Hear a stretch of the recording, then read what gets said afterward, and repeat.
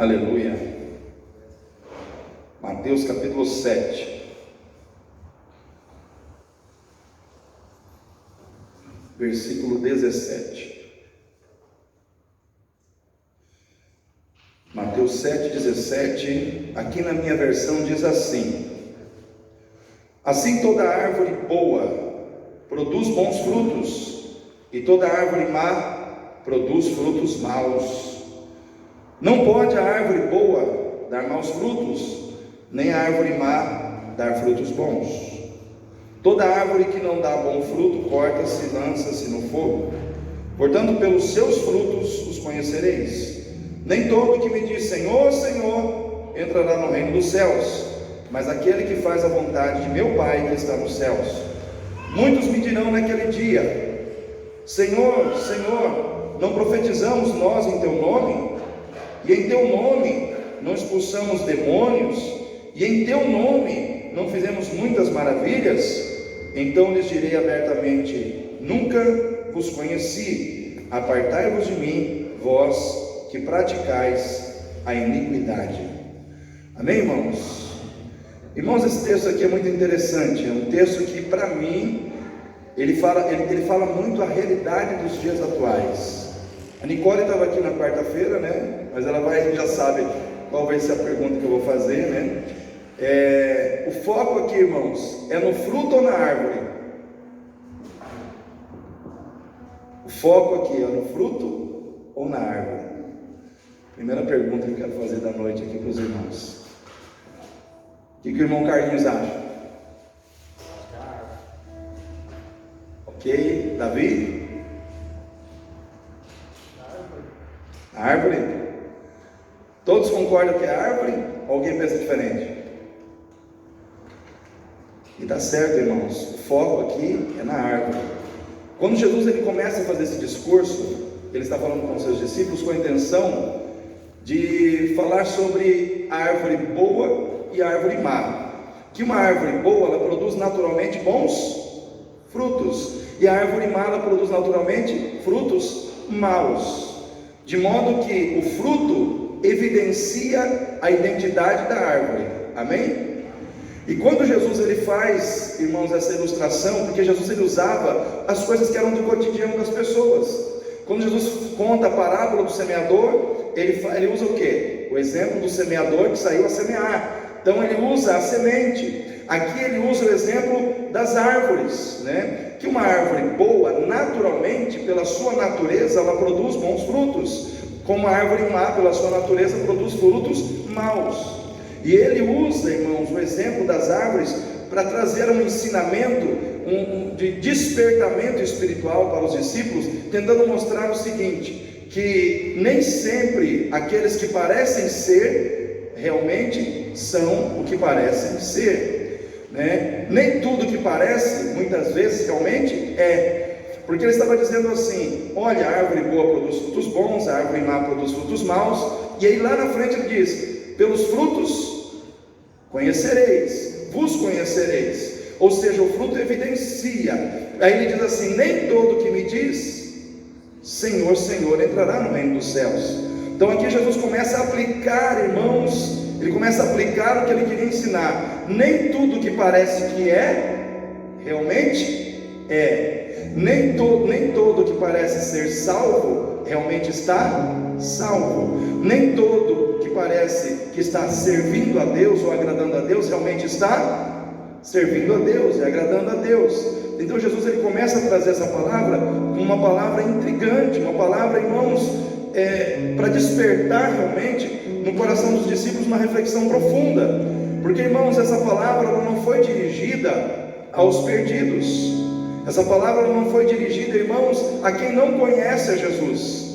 Se você analisar o texto, você vai ver que Jesus está falando de pessoas que conheciam o poder que está sobre o seu nome, pessoas que conheciam o poder e a autoridade que estava sobre o nome de Jesus, pessoas que aparentemente estavam preocupadas em servir a Deus e agradar a Deus, usando o nome de Jesus. E em nome de Jesus, essas pessoas fizeram coisas interessantes. Elas expulsaram demônios, né? Elas fizeram maravilhas, elas profetizaram. Então isso me leva a crer que essa palavra ela é muito direcionada às pessoas que conhecem a Cristo, as pessoas que estão no contexto da igreja e não no contexto fora da igreja. Então isso me intriga, irmãos, porque essa palavra, de certa forma, ela vem para as nossas vidas hoje como uma palavra de despertamento, né? De modo que Jesus está dizendo: olha, dentro do meu arraial tem muita gente que me diz Senhor, Senhor, mas que talvez não vai entrar no reino dos céus, não vai entrar no reino dos céus. E aí a gente começa a pensar, a pessoa conhecia o poder do nome de Jesus, a pessoa expulsou o demônio no nome de Jesus, a pessoa profetizou no nome de Jesus, a pessoa fez maravilhas no nome de Jesus, mas no final de tudo, Jesus vai dizer para ela: não te conheço. Já imaginou essa realidade, irmão? Para pensar, porque às vezes a gente lê o texto muito rapidamente e a gente não para pensar nessas questões profundas que o texto muitas vezes quer trazer para nós pensarmos. E eu vejo aqui, irmãos, que só existe uma situação que se encaixa aqui com a vida dessas pessoas para quem Jesus está dirigindo essa palavra, que é o engano. Muitas pessoas podem não entrar no céu por causa do engano religioso. Cuidado com o engano religioso, porque, irmãos, muitas vezes as pessoas elas estão vivendo no engano religioso quando confundem ativismo com espiritualidade. Tem muita gente que confunde ativismo religioso. Ah, mas eu estou na igreja, eu canto, eu toco, eu oro, eu faço isso, eu dou aula. Tudo isso é ativismo. Tudo isso é ativismo. Tudo isso precisa também ser feito, mas não é isso que vai muitas vezes definir se realmente você está vivendo como uma pessoa que faz a vontade de Deus. Porque, irmãos, de nada adianta, por exemplo, eu estar aqui na igreja, eu, pastor Gaudilei, estou aqui pregando para vocês hoje, e vamos dizer assim, o estar pregando aqui depende de uma capacitação que Deus me deu para isso. Então eu estou pregando, e eu consigo pregar para você porque Deus me capacitou para essa finalidade. Agora, do que adianta eu pregar para você, ou do que adianta você estar dentro da igreja cantando, louvando, mas lá fora você mente, você age com desonestidade, lá na sua casa, quando você precisa perdoar as pessoas que te ofendem, você não perdoa, você se acha no direito de não perdoar, ao invés de perdoar você se vinga, né? Mas eu estou dentro da igreja, mas eu estou fazendo a obra de Deus. Cuidado com esse negócio de fazer a obra de Deus, porque tem muita gente que pensa assim: eu não fiz isso lá fora, mas eu vou compensar, né? Eu vou compensar fazendo alguma coisa na igreja, fazendo alguma coisa para Deus. Irmãos, quando a gente faz assim, a gente fica igualzinho os católicos que entram na quaresma, né? Não tem o carnaval? O que o pessoal faz no carnaval? Eles fazem tudo que pode imaginar de errado, se entrega às obras da carne, aí vai para a prostituição, para a bebida, para a droga, vai para a avenida, samba, o samba do crioulo doido, faz tudo que dá na cabeça. Aí depois, quaresma, aí a gente não come carne de peixe, para compensar, né, tudo aquilo que a gente extravasou no carnaval. Irmãos, funciona isso na vida espiritual, irmãos? Isso é engano, sabia? Sabe qual que é a palavra que você dá a essa tipo de situação? Engano religioso. E tem muita gente que está vivendo assim. Tem muita gente que está vivendo dentro de um engano religioso. Por exemplo, o católico apostólico romano que age desse jeito, ele está vivendo um engano religioso, porque ele se entrega, irmãos, a todo tipo de pecado no carnaval, no ano inteiro. Aí ele acha que 40 dias de quaresma vai resolver a vida dele. Isso é engano. Isso é engano. Mas o crente também vive enganado, porque muitas vezes, irmãos, tem muito crente dentro da igreja que está na obra, faz a obra de Deus, corre para lá, corre para cá, faz isso, faz aquilo, mas lá fora não está vivendo uma vida cristã autêntica nos seus relacionamentos. E nós temos que, irmãos, parar para pensar nisso, porque às vezes, como já foi citado no domingo, como já foi citado na quarta-feira, é fácil a gente ver a corrupção dos políticos, sim ou não, irmãos? É fácil a gente ver lá o político que está roubando, desviando dinheiro, superfaturando lá, né, os entubadores lá, o kit de intubação na época de pandemia. É fácil a gente ver, irmãos, a corrupção dos políticos, que muitas vezes estão desviando dinheiro e muitas vezes até se aproveitando da pandemia para enriquecer ilicitamente. Mas muitas vezes nós não vemos a nossa corrupção, a corrupção nossa, né, de muitas vezes, como já foi dito, estacionar na vaga de um deficiente, a nossa corrupção de furar uma fila, a nossa corrupção muitas vezes, irmãos, de colar numa prova lá na faculdade para passar, né, para conseguir uma nota, a nossa corrupção, irmãos, porque na realidade nós julgamos demais os outros, nós julgamos aqueles que escancaradamente pecam, aqueles que escancaradamente erram, mas os nossos erros nós estamos julgando? Pois aqui nesse texto Deus julga. Aqui nesse texto o Senhor, Ele julga a casa dele. Sabia que o juízo de Deus começa aonde, irmãos? Aonde começa o juízo de Deus, igreja? Pela casa de Deus. Antes de Deus julgar o mundo, Ele vai julgar a igreja. Antes do Senhor julgar o mundo lá fora que já está perdido, Ele vai julgar os salvos, que muitas vezes estão declarando que são salvos, mas não estão vivendo como. Porque, irmãos, não adianta nós acharmos que, ou pensarmos que ativismo religioso é espiritualidade. Não é, irmãos, não é. Capacidade é uma coisa, capacidade ou capacitação é uma coisa, vida com Deus é outra situação. É bom quando as duas estão juntas. É maravilhoso quando eu consigo juntar capacidade espiritual com vida espiritual. Aí fica perfeito, porque eu faço, mas também vivo. Eu faço e vivo para Deus. Nós, irmãos, não podemos cair no engano de achar que Deus se impressiona com as nossas palavras. Deus não se impressiona porque eu tenho uma boa eloquência, porque eu canto bonito, porque eu oro bonito. Irmãos, isso a gente impressiona as pessoas, mas Deus, Ele vê por trás. Ele vê a atitude, Ele vê a vida que está por trás das nossas palavras. Por isso que Ele diz: nem todo que me diz Senhor, Senhor. Ele está falando do ato de falar. Nem todo aquele que expressa com os lábios que é meu servo verdadeiramente está vivendo como se fosse meu servo.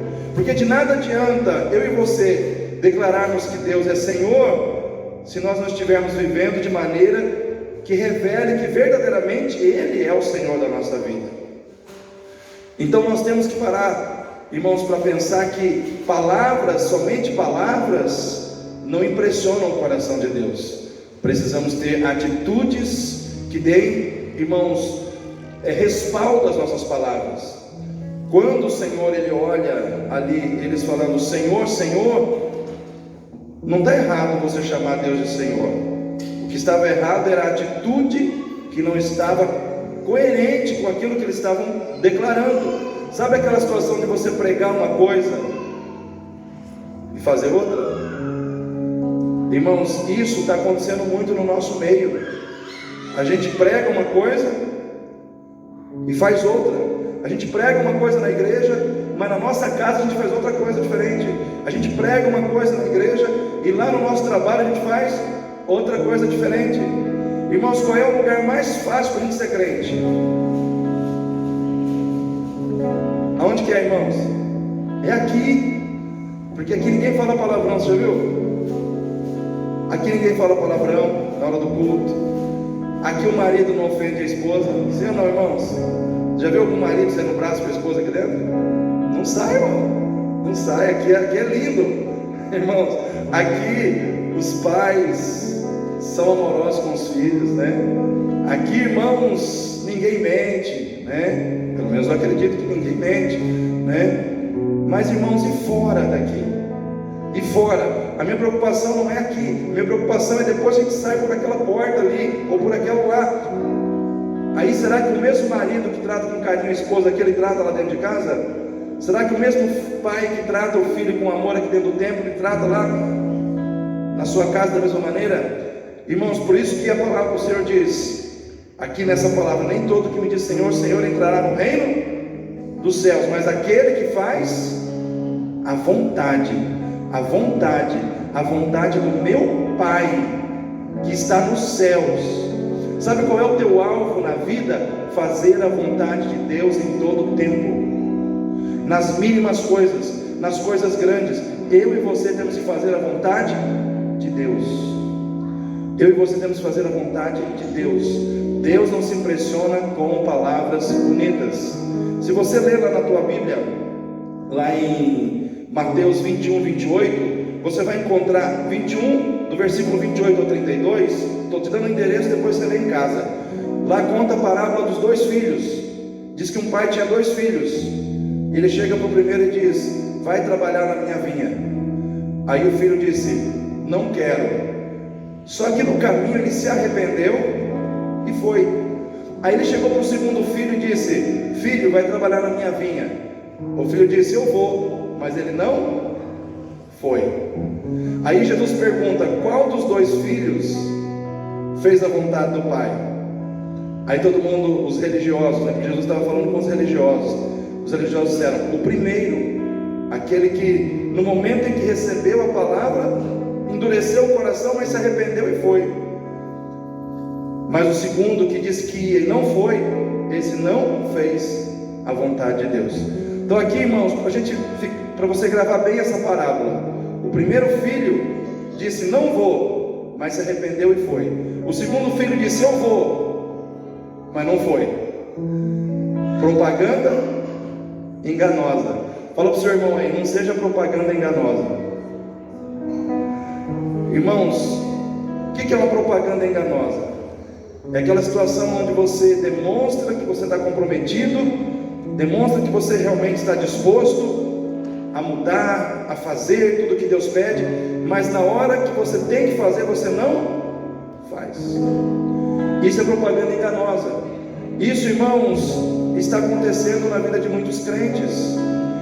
O Senhor não se impressiona com palavras. Aquele filho que disse: eu vou, e não foi, ele disse com as palavras dele o que o Senhor queria ouvir, o que o seu pai queria ouvir, ele disse. Mas na hora dele agir o que ele falou, ele fracassou, ele não fez. Aí eu digo para você o seguinte: o que Jesus disse aos religiosos: por isso muitos publicanos e meretrizes entram adiante de vós no reino dos céus. Jesus estava falando com os religiosos, irmão. Jesus disse: o publicano, a meretriz, aquela mulher que vende o corpo dela, que pratica a prostituição do seu corpo, aquele publicano que rouba dinheiro, ele vai entrar antes no reino dos céus do que vocês. Porque a parábola significa o seguinte: o primeiro filho que diz que não ia e foi, representa quem? As meretrizes e os publicanos, que são aquelas pessoas que, pela vida que levam, elas olham para a vontade de Deus e no primeiro momento elas dizem não, mas quando elas ouvem o chamado de Deus, a graça de Deus, irmãos, a salvação do Evangelho de Deus, elas se rendem, se arrependem e fazem a vontade de Deus. Agora o religioso não. O religioso ele diz: eu vou fazer, só que ele não faz. Por isso, irmãos, eu digo para cada um de nós aqui nessa noite: cuidado para você não ser um religioso, hein? O religioso muitas vezes ele acaba ficando mais insensível ao arrependimento do que aquele que está perdido lá fora. Vou repetir: o religioso, porque ele está constantemente lidando com as coisas espirituais, ele muitas vezes fica mais insensível. A palavra de Deus vem, toca no coração dele, mas ele continua ali, ele não se move, ele não sai da sua posição. Agora o perdido não, ele sabe que ele está perdido, ele se rende, se arrepende, se entrega e vai servir a Deus. Por isso nós temos que pensar: nem todo que diz Senhor, Senhor entrará no reino dos céus, mas aquele que faz a vontade do meu Pai que está nos céus. Deus não quer ser agradado em palavras, Deus quer ser agradado em atitudes que demonstrem que nós o amamos. Quem ama a Deus aí? Corajosamente levanta a sua mão aí. Quem ama a Deus? Amém. Aí eu vou dizer para você o que Jesus disse: aquele que guarda os meus mandamentos, esse é o que me ama. Será amado de meu Pai, e viremos a Ele, e nele faremos morada. Eu quero dizer para você nessa noite, querido, toda vez que você obedece a palavra incondicionalmente, guarda os mandamentos de Deus, Deus recebe isso como amor, e Ele vem e faz morada na tua vida, se manifesta na tua vida, te enche da presença dEle, para que você possa transbordar dEle. Deus interpreta amor através da obediência, né? Deus interpreta amor através da obediência. Então por isso não adianta eu conhecer, eu conheço a palavra, pastor. Eu já vi crente falando isso para mim, irmãos, crente desviado, né? Pior coisa que tem é você tentar trazer de volta um crente desviado, irmãos. Como é difícil. Você vai pregar a Bíblia para ele e fala, mas eu já conheço isso daí. Aí você prega, ele fala, eu também conheço isso aí, já ouvi isso aí. Aí você fala, meu Deus do céu, tudo bem. Então por que você não se posiciona, né? Já conhece, já sabe. Irmãos, por isso que a palavra de Deus, nesse mesmo texto aqui, diz assim, que aquele que ouve as palavras de Deus e as pratica, o que o Senhor diz? Assemelhá-lo-ei a um homem prudente, que edificou a sua casa sobre a rocha. Desceu a chuva, correram os rios, sopraram os ventos, e aquela árvore, aquela casa permaneceu de pé. Por quê? Porque ele ouviu e praticou. Ouviu e praticou. Aquele que ouve e pratica é aquele que está, através da sua prática, ele está construindo um alicerce firme debaixo dos seus pés. Porque ele não apenas ouve, ele também pratica. Essa promessa não veio para quem só ouviu. Você conseguiu perceber isso? A promessa de que a casa não seria derrubada pelo vento, pela chuva, pelos rios, é só para quem ouve e pratica.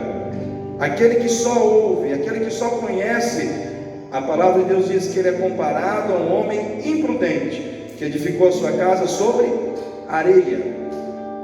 Desceu a chuva, correram os rios, bateu o vento e foi grande a sua queda. Irmãos, quem só ouve e não pratica, a casa vai cair. Vai chegar uma hora que a casa vai cair, né? Não tem aquela situação assim, quando a pessoa é pega dentro de um delito, não tem essa expressão de a casa caiu para o fulano. Não tem isso, irmãos. Não deixe a casa cair para você. Não deixe a casa cair na sua vida financeira. Não deixe a casa cair na sua vida conjugal. Não deixe a casa cair, irmãos, na sua vida ministerial, na sua vida espiritual. Ouça e pratique a palavra. Isso fará de você uma pessoa que não vai cair. Vai vir as dificuldades, vai vir as lutas, vai bater contra você, mas você vai permanecer de pé. Você vai permanecer de pé. Irmãos, Jesus ele compara aquele que serve a Ele, como também aquele que não serve a árvore. Por quê, irmãos? Porque Jesus ele queria falar o seguinte, que muitos crentes eles acabam caindo porque eles dão mais valor à obra do Espírito, aos dons do Espírito, do que à vida do Espírito. Dons do Espírito é uma coisa, vida do Espírito é outra. Vamos fazer aqui um estudo rápido. É bom termos os dons do Espírito Santo, irmãos? Sim ou não? Quem acha legal o dom da cura aí? Dom de maravilhas, né? Dom de milagres. Irmãos, dom de falar em línguas, dom de interpretar línguas, todos esses dons são maravilhosos, mas eles não estão acima da vida do Espírito. Mas sabe por que o crente ele se impressiona mais com os dons? Porque o dom dá ibope. Se uma pessoa aparece curando em nome de Jesus, não vai todo mundo lá atrás daquela pessoa, irmãos? Vai ou não vai? Ó, tem um cara lá que está curando, tem um fulano lá que está entregando, ele lê até teu CPF, ele revela tudo, revela que vai vir auxílio emergencial ou não, revela tudo que você precisa saber. Aí todo mundo vai atrás. Por quê? Porque o dom, ele dá ibope. O dom, ele coloca a pessoa em evidência. Agora, quando a gente fala de vida do Espírito, é o fruto do Espírito. E o fruto do Espírito é amor, alegria, paz, longanimidade, benignidade, fidelidade, mansidão, domínio próprio. Isso não dá ibope. Se eu falar que o Carlinho tem mansidão, domínio próprio, ninguém vai atrás dele. Gente, olha, o Carlinho é um homem cheio de mansidão, de domínio próprio. Acontece o que acontecer, ele não grita, ele não perde a cabeça, ele é firme, mas não dá ibope. O Jorge é um homem fiel. Ele é fiel, né, com a sua esposa, ele é fiel nos seus negócios, mas isso não dá ibope. O que dá ibope é falar em línguas, né? Ressuscitar os mortos, curar, isso dá ibope. Mas aqui, irmãos, o que o Senhor está dizendo o que Ele está falando é sobre identidade. O que define quem você é, não são os dons que você tem, mas o caráter transformado que Jesus está colocando dentro de você. O que define quem você é, não é a capacidade que te foi dada, mas a vida transformada, o caráter transformado. O que Jesus está dizendo aqui é o seguinte: não fique preocupado em expulsar demônio, não fique preocupado com essas coisas, são importantes. Você tem que buscar, mas mais importante do que isso é você cuidar do seu coração, é cuidar do seu caráter, é você olhar para dentro de você e ver se você não está vivendo em pecado. Porque, irmão, você pode expulsar um monte de demônio, você pode fazer um monte de milagre, aí você chega lá na frente com a vida em pecado. Jesus fala: te conheço não, hein? Você já imaginou isso daí? Um monte de gente vai para o céu pela pregação que você fez, um monte de gente foi curada pelas orações que você fez, mas você preferiu colocar sua espiritualidade nos dons e não viveu uma vida que produz frutos dignos de arrependimento. O que é frutos dignos de arrependimento, irmãos? É uma vida que produz frutos dignos de uma vida marcada pelo arrependimento. O que é uma vida marcada pelo arrependimento? É uma vida que deu as costas para o pecado, é uma vida que deu as costas para o mundo, se arrependeu do pecado, se arrependeu de tudo aquilo que é errado e se voltou para Deus. O que uma vida marcada pelo arrependimento produz? Santidade, justiça, integridade, amor a Deus, rejeição ao pecado, à corrupção. Aí eu digo para você, é melhor você passar no mundo sem expulsar um diabo, mas você ser obediente a Deus, íntegro, santo, porque quando você estiver lá na frente, você vai chegar e falar: Senhor, me desculpa, eu não consegui expulsar nem um diabinho, nem dos mais pequenininhos.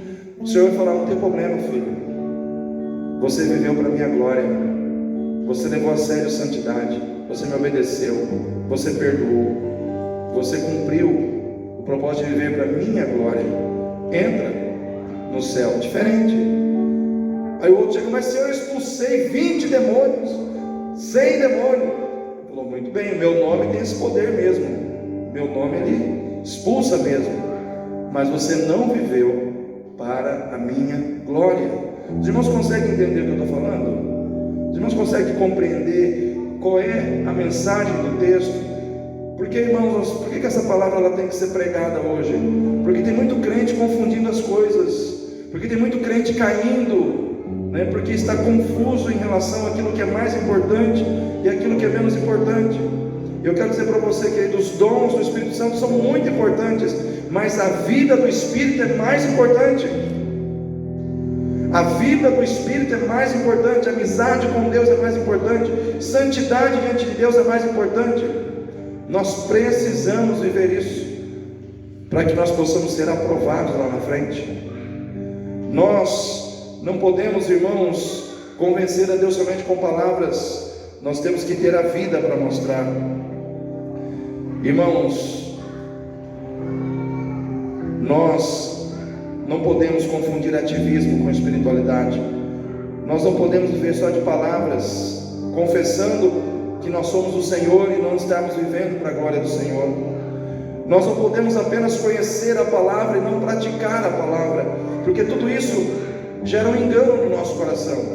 À medida que você recebe a palavra, mas você não a pratica e você se acostuma a viver assim, você está vivendo no engano. Então nós que estamos aqui precisamos receber a palavra e praticar a palavra. Receber a palavra e praticar a palavra. Quando começou a pandemia, irmãos, Deus falou comigo. Salmo 127, 1. Se o Senhor não edificar a casa, em vão trabalham os que edificam. Se o Senhor não guardar a cidade, em vão vigia a sentinela. Falei, Senhor, eu sou ministro da tua igreja, o que o Senhor quer que eu faça? É como se Deus falasse para mim assim: não tenha medo, eu te protegerei, também protegerei a minha casa, protegerei a minha igreja, mas você seja corajoso. Então eu tive que praticar essa palavra sendo corajoso, passando pelas críticas. Ah, o Senhor vai abrir a igreja? Vou abrir. Por quê? Porque Deus me deu uma palavra, eu acredito nessa palavra. Aí as pessoas ficam: mas como? O Senhor não está sendo imprudente? O Senhor não está sendo irresponsável? Não, eu creio na palavra que vem do meu Deus. E muitas vezes você acreditar numa palavra e viver aquilo escandaliza. Você é confrontado, mas é aí que você é aprovado. Você precisa praticar a palavra. Se eu ouvisse aquela palavra e me amedrontasse, como é que Deus ia receber isso de mim, irmãos? Como incredulidade. Aí a gente faz um levantamento. 1 ano e pouco de pandemia, a igreja está aqui, está todo mundo bem, amém, irmãos? Todo mundo bem, todo mundo venceu, está vencendo e vai continuar vencendo em nome de Jesus. Mas nós temos que praticar a palavra. O que vai nos sustentar? O Deus da palavra.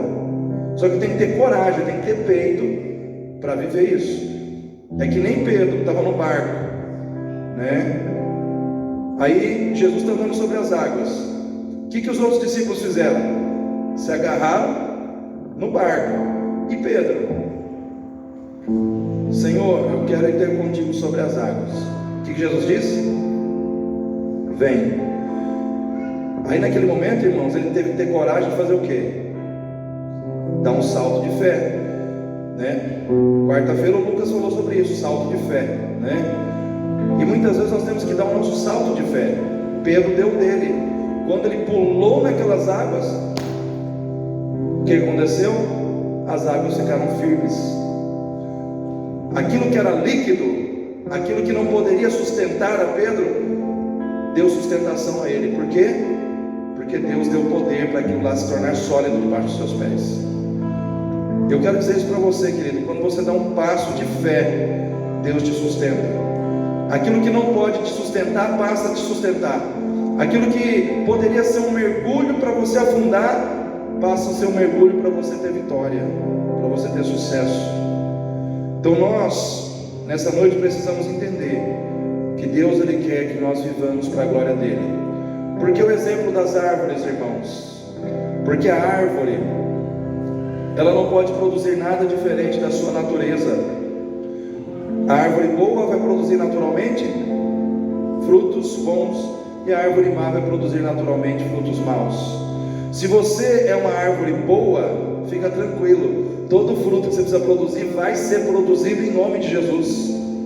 Se você está em aliança com Deus, se você está vivendo para a glória de Deus, você não precisa se esforçar, vai acontecer. O fruto que Deus quer colher da tua vida vai nascer, ele vai ser produzido.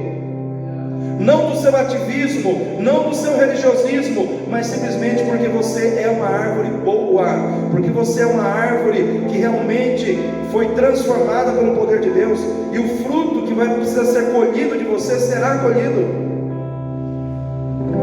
naturalmente vai fluir. Irmãos, por que o exemplo da árvore? Porque a árvore não pode produzir nada diferente da sua natureza.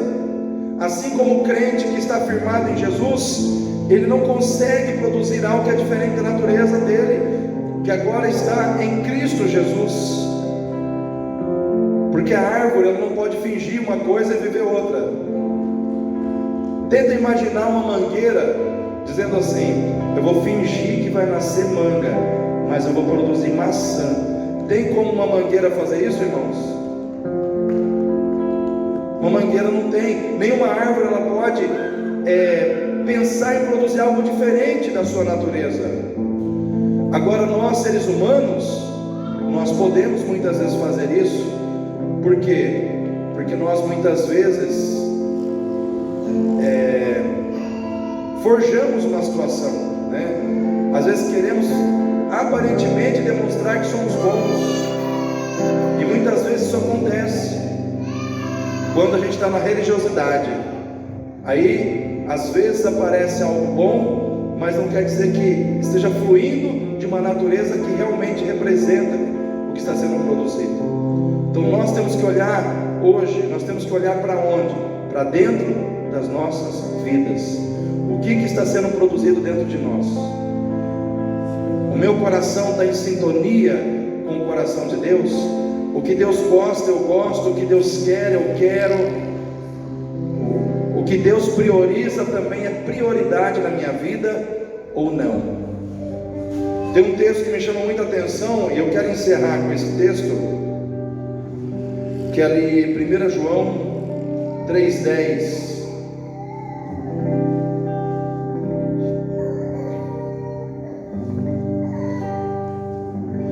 1 João 3,10. Aqui fala de identidade: filhos de Deus e filhos do diabo. Então diz assim: nisso são manifestos os filhos de Deus e os filhos do diabo. Qualquer que não pratica a justiça e não ama o seu irmão, não é de Deus. Essa palavra, ela é confrontadora, né, irmãos? Qualquer que não pratica a justiça e não ama o seu irmão, não é de Deus. Então eu pergunto para você: você tem sido justo? Você tem amado o seu irmão? Vou só perguntar duas coisas para você: você tem sido justo? Você tem amado o seu irmão? E muitas vezes o seu irmão é o irmão que te agride, é o irmão que te ofende, é o irmão que não te trata bem, mas você tem amado o seu irmão? É o irmão que te decepciona, é o irmão que falha com você, mas você tem amado o seu irmão? Então a Bíblia diz: aquele que não pratica a justiça e não ama o seu irmão, não é de Deus. 1 João 3,10. É justo você dizer que ama a Deus, mas as suas coisas ficam sempre em primeiro lugar e as de Deus ficam em segundo plano? É justo? É justo você julgar o erro dos outros e nunca julgar os seus próprios erros? É justo todo mundo entregar o dízimo e você não? É justo você dizer que não tem tempo para estar na igreja, mas fica horas e horas e horas e horas assistindo Big Brother, assistindo Netflix, assistindo Globo, assistindo sei lá o quê? É justo? Às vezes a gente tem que parar para pensar sobre como eu estou sendo justo com os meus posicionamentos. Então nem todo que me diz Senhor, Senhor entrará no reino dos céus, mas aquele que faz a vontade do meu Pai que está nos céus. Quem quer fazer a vontade de Deus aí? Então fique em pé nesse momento. Nós vamos estar orando.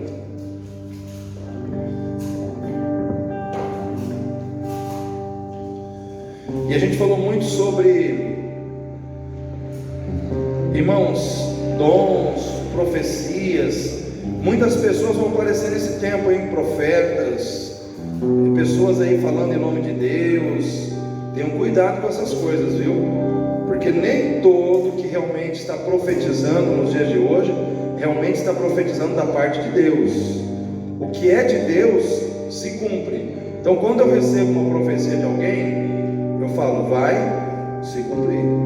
Se não se cumprir, veio do homem. Se não veio do homem, veio do da esquerda, né? Então, é aquela história. Se é de Deus, tem que se cumprir. Por que eu estou falando isso? Porque nós estamos vivendo os dias que a gente entende que antecede a volta de Jesus. E está vindo muita gente, muita profecia, muita gente entregando profetada também. E a gente precisa ficar atento. Porque às vezes você recebe uma profecia e você toma aquilo como se fosse de Deus, e aí não se cumpre, o que acontece? Você fica descrente, fica ou não fica? E é isso que o diabo trabalha. Ele trabalha para roubar a tua fé. Então ele usa pessoas para trazer uma falsa profecia. Aí você se entrega aquilo, e aí aquilo não se cumpre e você fica desanimado. Você, puxa vida, não aconteceu. E aí você meio que desanima. Então cuidado com essas coisas. Feche seus olhos, vamos estar orando. Aqueles que têm dificuldades, necessidades